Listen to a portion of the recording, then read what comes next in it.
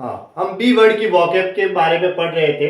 B word की vocab का part 4 चल रहा है, जिसमें हम कुछ वर्ड लिखे हैं, उसके बारे में इसका मीनिंग जानते हैं और उसके सिनोनिम पर्यायवाची शब्द जानते हैं। बम्बल का मतलब होता है बड़बड़ाना, बड़बड़ाना। ठीक है, बम्बल का मतलब क्या होता है? बड़बड़ाना, यानी कि मन ही मन वो फुसफुस करना, बोल एकदम साफ रूप से नहीं कहता है और मन ही मन कुछ बोलता है, उसको कहते हैं बड़बड़ाना। तो इसको कहते हैं इंग्लिश में स्टम्बल भी कह सकते हैं, स्टम्बल, स्टम्बल, स्टेगर भी कह सकते हैं, स्टेगर, STAGGER, स्टम्बल करना, स्टेगर करना। ठीक है। बर्लेस्क, बर्लेस्क का मतलब होता है उपहासात्मक, यानी कि किसी का मजाक उड़ाना। उपहासात्मक यानी मजाक उड़ाने के लिए, किसी की हंसी मजाक करने के लिए, उसका हंसी मजाक उड़ाने के लिए उपहासात्मक करना, यानी कि इसका सिनोनिम होता है परोडी, PARODY, परोडी। या फिर कह सकते हैं मोकरी, कह सकते हैं मोकरी। या फिर कह सकते हैं फार्स, हंसी मजाक उड़ाने के लिए फार्स, हास्यास्पद कह सकते हैं। बर्जन का मतलब होता है वृक्ष में नई पत्तियों का लगना। बर्जन में क्या होता है? वृक्ष में नई पत्तियों का लगना, नई पत्तियों का लगना, लगना। या फिर कह सकते हैं फैलना, या वृक्ष में नई पत्तियों का लगना। इसके सिनोनिम होते हैं प्रोलिफरेट, एक्सपेंड भी कह सकते हैं, एक्सपेंड का मतलब फैलना होता है। Burgeon, BURGEON। ठीक है। बर्निश का मतलब होता है चमकाना, अब चमकाते हैं ना, उसके लिए वर्ड आता है बर्निश, वर्ब होती है, इसका मतलब चमकाना। इसका सिनोनिम होता है फर्बिश, फर्बिश कह सकते हैं, पॉलिश कह सकते हैं, हम पॉलिश भी कह सकते हैं, और ग्लेज कह सकते हैं, ग्लेज, या फिर ग्लॉस कह सकते हैं। ये इसके सिनोनिम होते हैं। बट्रेस का मतलब होता है सहारा, BUTTRESS, बट्रेस का मतलब सहारा। सहारा कैसे होगा? सपोर्ट कहेंगे, सपोर्ट, या फिर बैक कह सकते हैं। अच्छा, सहारा का मतलब उसकी मदद की, जैसे कोई फाइल लेके गए और वहां पे वो अनुमति दे दी, तो क्या यार इसकी अप्रूवल दे ही देते हैं, तो उसकी एक हेल्प हुई। इसका मतलब होता है कोरोबोरेट करना, कोरोबोरेट भी कह सकते हैं इसका सिनोनिम। या फिर हम पढ़ेंगे एंडोर्स, एंडोर्स का मतलब पृष्ठांकन करना।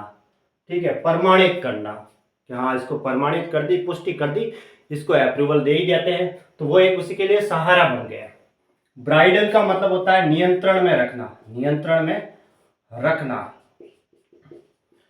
यानी कि नियंत्रण में कैसे रखेंगे? नियंत्रण में रखने के लिए क्या होगा? कॉन्स्ट्रेंट कह सकते हैं, कॉन्स्ट्रेंट कह सकते हैं। ठीक है, किसी के ऊपर नियंत्रण में रखने के लिए कॉन्स्टेंट कहेंगे, या कह सकते हैं ब्रेक। ठीक है, इसका मतलब होता है नियंत्रण में रखने के लिए। एक वर्ड आती है कॉन्स्टेंट कह सकते हैं, या फिर एक वर्ड आता है रिस्ट्रेन, इसका मतलब भी यही होता है। रिस्ट्रेन का मतलब भी नियंत्रण में रखना, रिस्ट्रेन, RESTRAIN। बेस का मतलब होता है, वैसे तो इसका मतलब नीच भी होता है, या अधम भी कह सकते हैं, यूं। ठीक है, या एक प्रकार से घटिया कह सकते हैं हम, यूं।